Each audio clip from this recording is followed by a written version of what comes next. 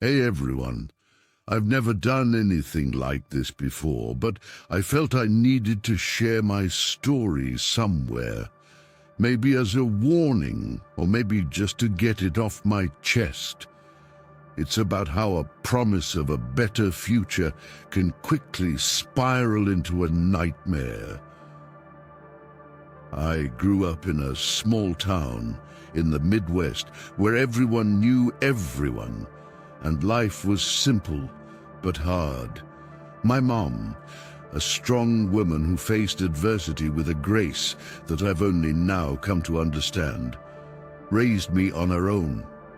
My dad passed away in a work-related accident before I was born, leaving Mom to fend for us both. Despite the hardship, she never allowed her spirit to be broken. She was determined to provide me with opportunities she never had. Fast forward a couple of decades, and against all odds, I got a scholarship to study at a prestigious university overseas. The news brought tears of joy to both our eyes. It felt like all of Mom's sacrifices were finally paying off. I adapted to life abroad quickly, making friends and keeping up with my studies, but the need to ease the financial burden on my mom was always at the back of my mind. So I picked up a part-time job at a local restaurant to help out.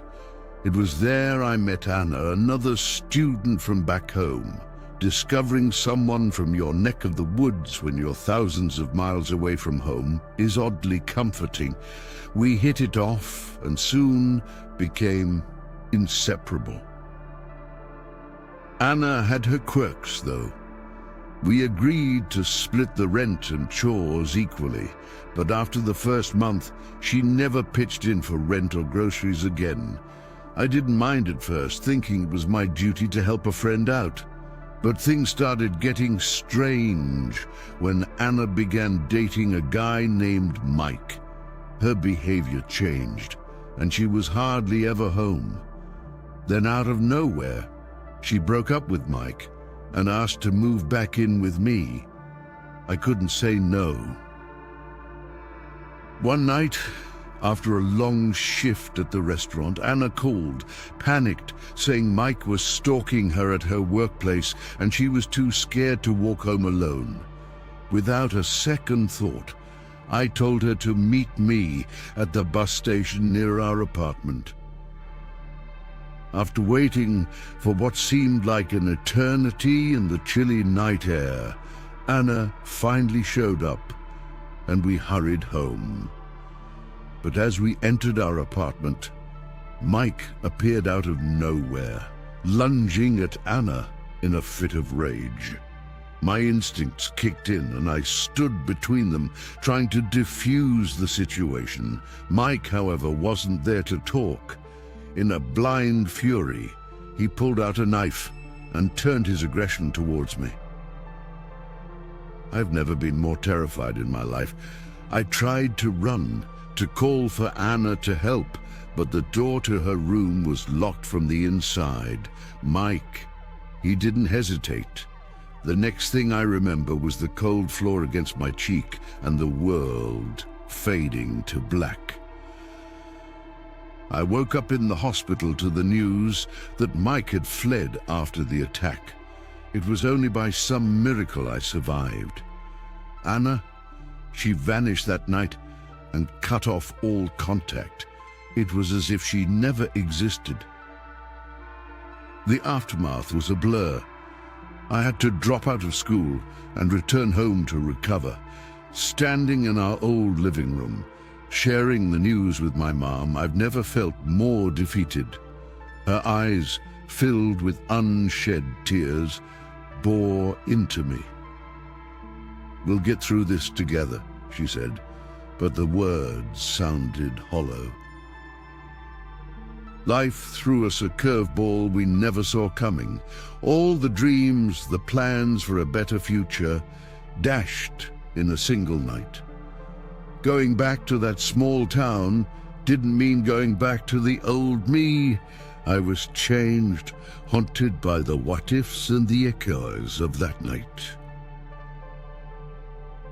I shared my story not for sympathy, but as a cautionary tale. Be careful who you trust, and cherish the sanctuary you find in loved ones, because in the blink of an eye, everything can change.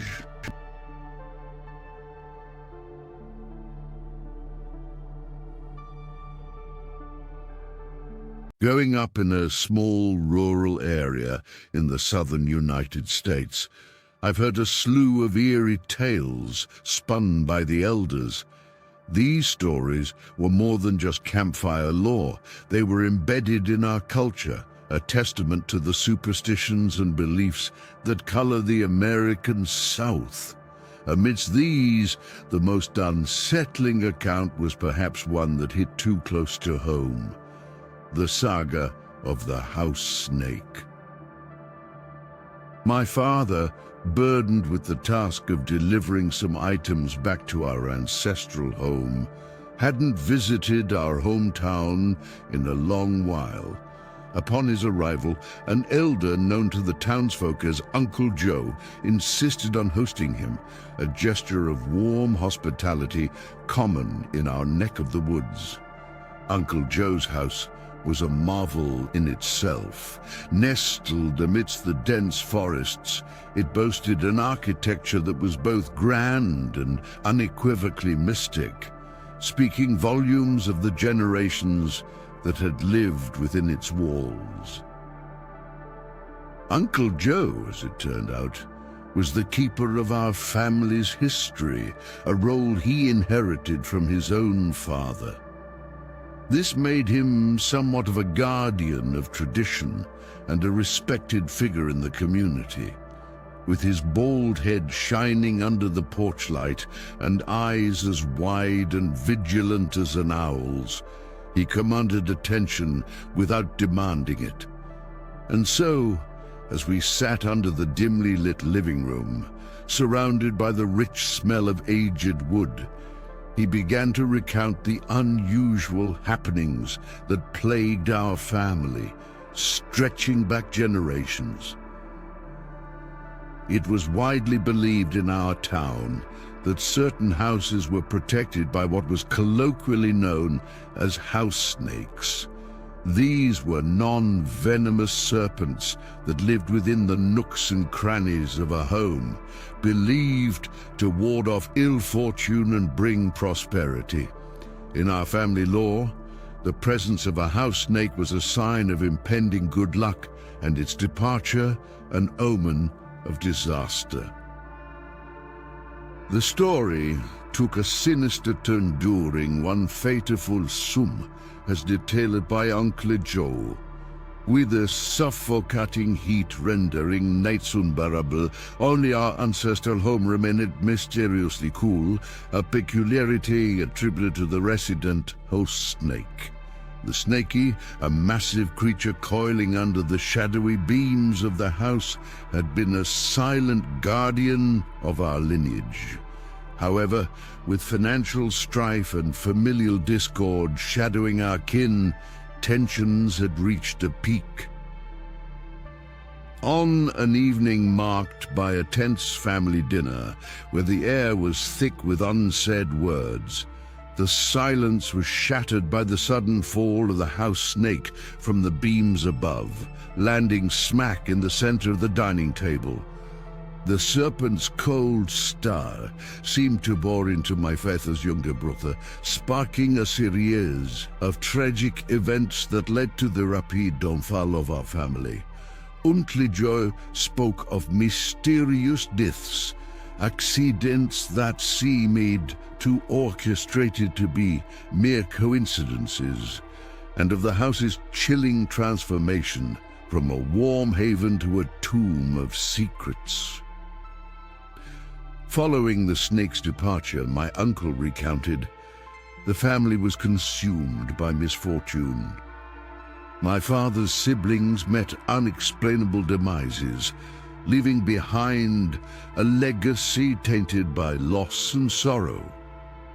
The once magnificent family estate crumbled, both literally and metaphorically, its halls echoing the weight of past transgressions.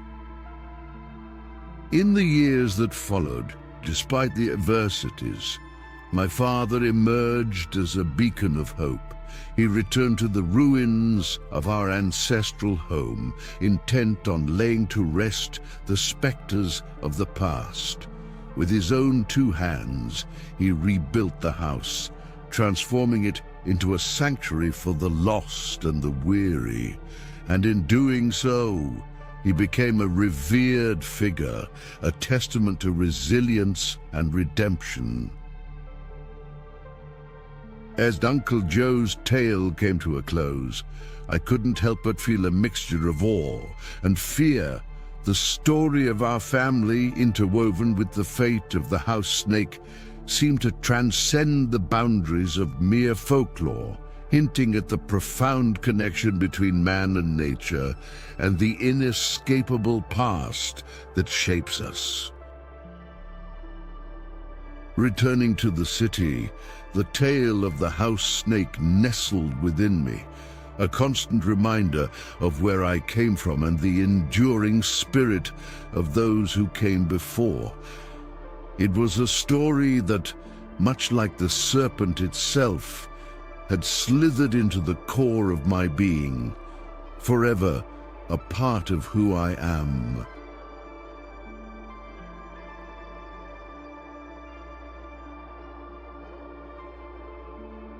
This is one of those stories you hear and can never quite decide if you believe it or not.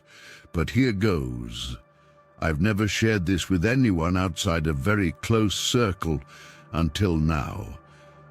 Maybe putting it out here will finally help me move on.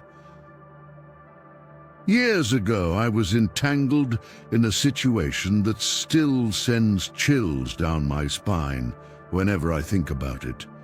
It all started with Lynn, a college friend, and her fiancé, Mark. Mark was a charismatic guy with a knack for business, and Lynn, well, she was head over heels for him. But tragedy struck. Mark disappeared during a cave expedition in one of the world's most mysterious caves, located in a remote part of Kentucky, known locally as the Devil's Pit. This pit wasn't just any cave.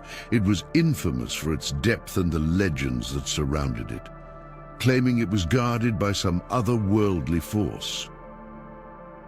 The legend goes, hundreds of years back, a princess cursed a jewel with her dying breath, turning it blood red.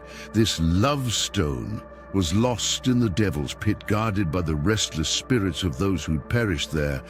It was said that only those who truly understood love could retrieve it. The others, they became the Guardian's feast. Lynn was determined to find Mark's remains in the Devil's Pit. She claimed it was where he was last seen, driven by the legend's lure, bankrupting himself in the process. In a moment of vulnerability, she asked me to accompany her on this perilous journey, promising her hand in marriage if we returned with Mark's body. We set off for Kentucky in the sweltering summer heat. After a long drive, we entered a dense forest that appeared to swallow the light. Locals called it the Guardian's Veil, a natural barrier to the Devil's Pit. The further we went, the more unnerving our surroundings became, with the temperature dropping inexplicably. When we reached the opening of the Devil's Pit, it was like staring into the abyss. The cave entrance, a gaping maw in the earth, seemed to breathe a cold air from its depths. The descent was treacherous and the darkness absolute.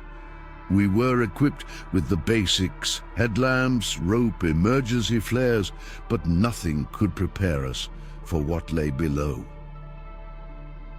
As we descended, the silence was suffocating. After a while, we stumbled upon a horrifying sight. Bones, countless human bones scattered across the cave floor, their owners lost to the pit's depths. It was a graveyard of failed attempts and lost souls. Amongst the despair, a flicker of hope, a bracelet engraved with a dragon, one Mark always wore. It was near this that we found a harmonious balance between fear and determination to uncover the truth.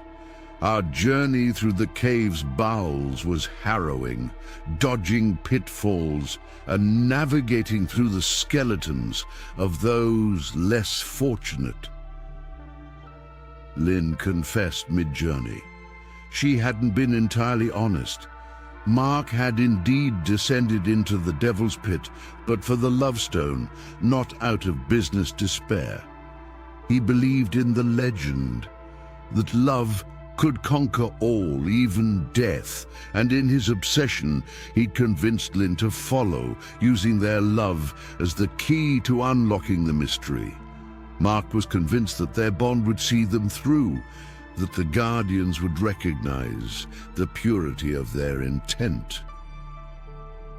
We found no Lovestone, nor did we encounter spectral Guardians, but the peril was real enough. Crumbling ledges, hidden crevices, an environment that cared not for human life or its petty desires. The real danger was the cave itself, a living, breathing entity indifferent to our fates. What we found was a stark reminder. Some legends are better left unexplored. We emerged from the Devil's Pit with our lives forever changed. The relationship between Lynn and I, the desperation, the raw fear we shared, it bonded us in a way that was indescribable. Yet the shadow of Mark's obsession loomed over us, a testament to human folly in the face of the unknown. And so here I am, sharing this tale. A word of advice: respect the legends, for they are rooted in truths best left undisturbed. Some things, especially those guarded by spirits or by the earth itself, are not meant for the hearts of men.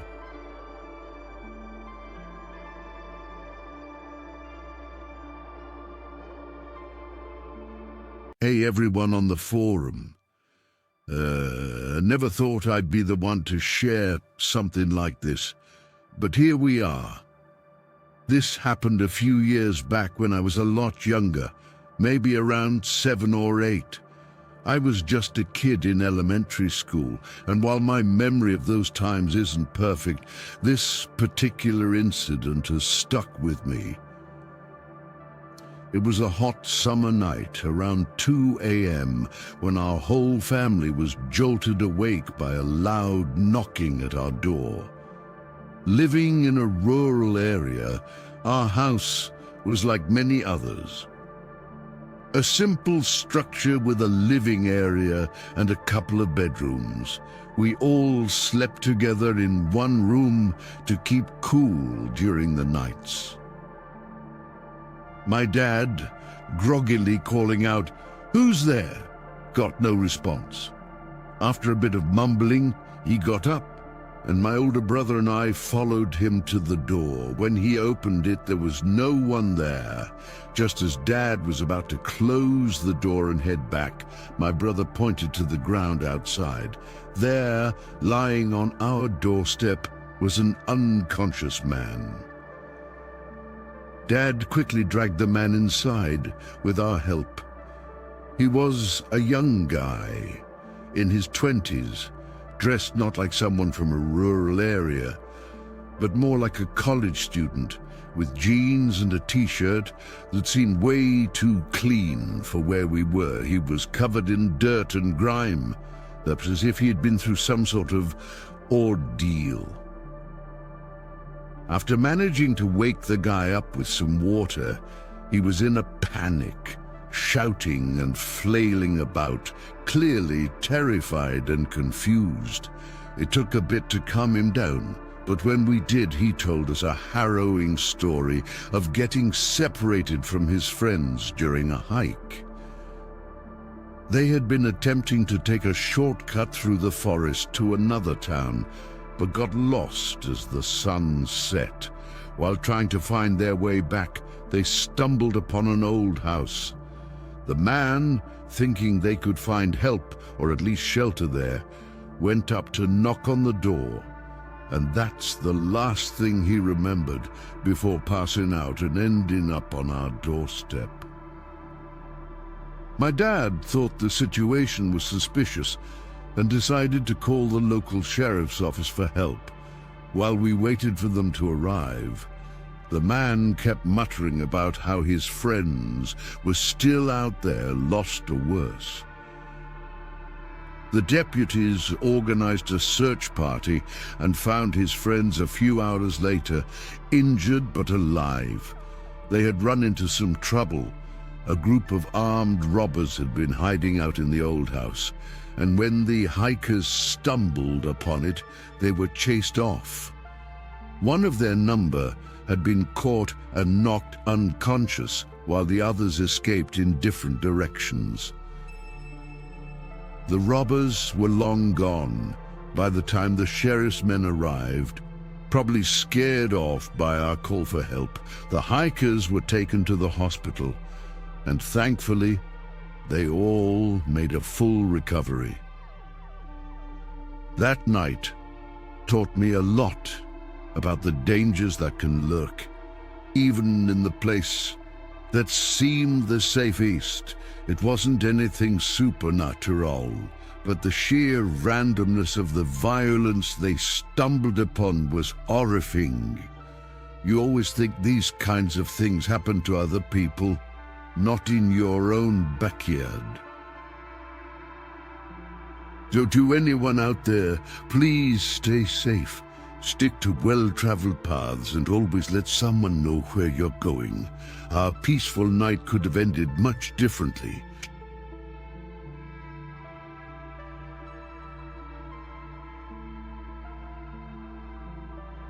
I'll never forget that night.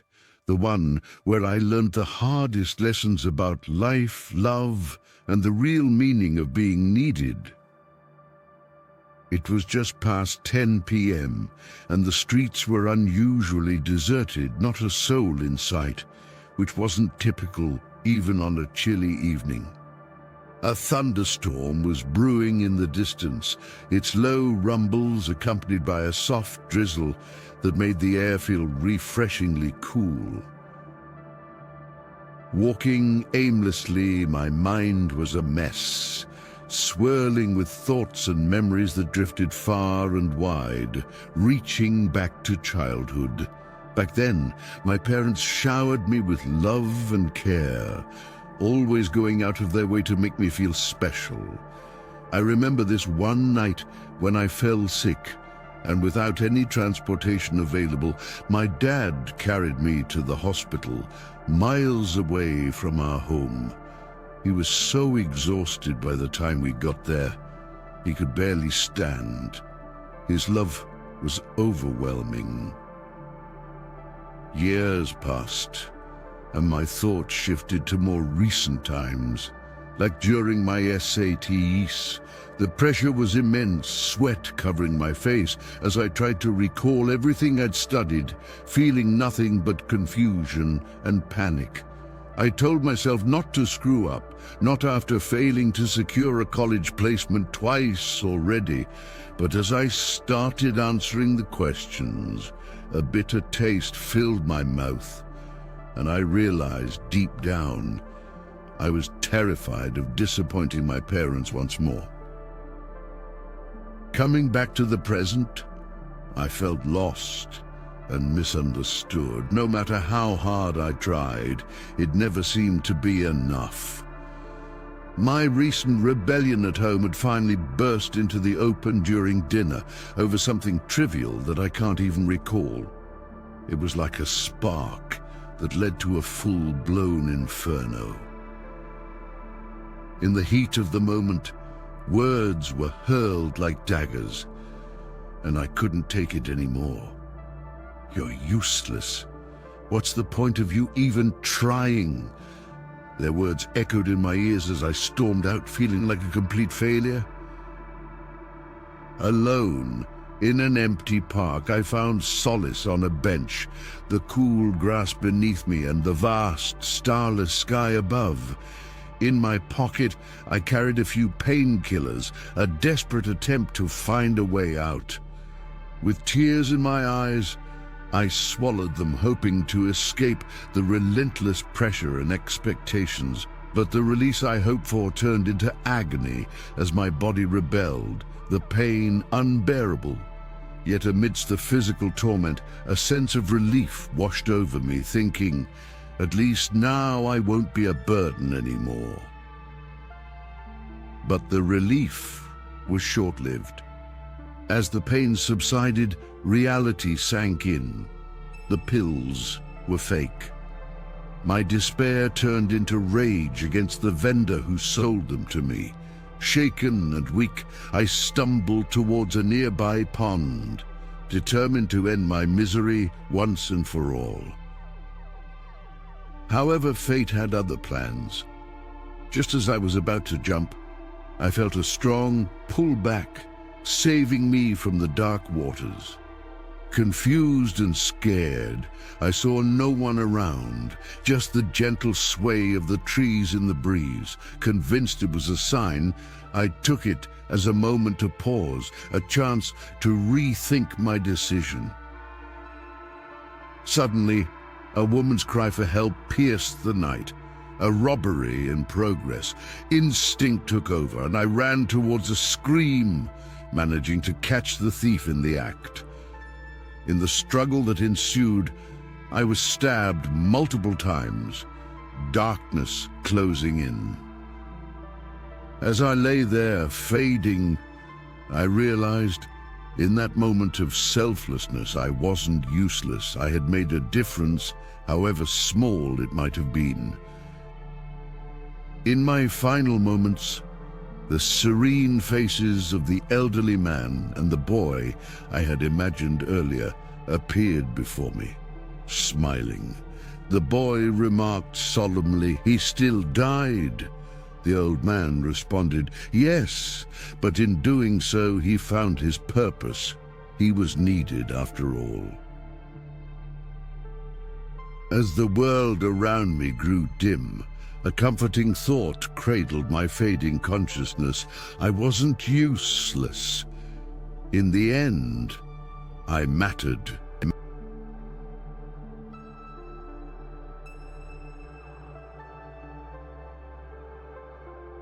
All right, let's start the adaptation of this story for a Western audience while addressing the elements discussed. I've always been a bit of a skeptic when it comes to ghost stories and paranormal stuff. That's until something happened during my college years. Something so eerie and unexplainable, it made me question everything. I thought it would be best to share this encounter here, hoping some of you might find it intriguing, or perhaps have some logical explanations. College years behind ancient walls. My college, with its century-old heritage, was known for its robust academic atmosphere. Generations had walked its hallowed halls, contributing to its rich history and traditions. Located a bit out of town, it boasted some of the most picturesque Gothic-style architecture surrounded by natural beauty, including a significant serene lake that was a favorite spot among students for relaxation and intellectual discussions. In an attempt to address the ever-increasing student population, the new principal decided to refurbish an old economics department building in the campus's north area, long abandoned due to safety concerns. This building among the first constructed when the college was established, held a sentimental value despite its dilapidation. Desperate dreams and tough decisions.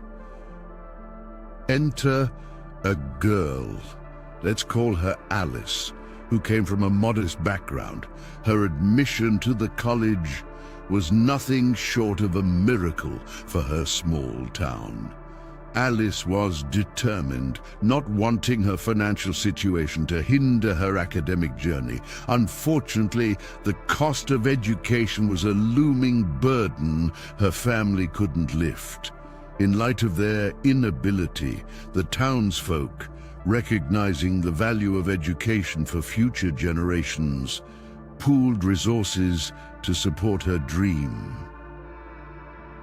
Alice's early days at college were tough, lugging around her belongings visibly out of place amidst her peers. That's until a kind stranger, a senior student named Jake, offered to help with her heavy bags.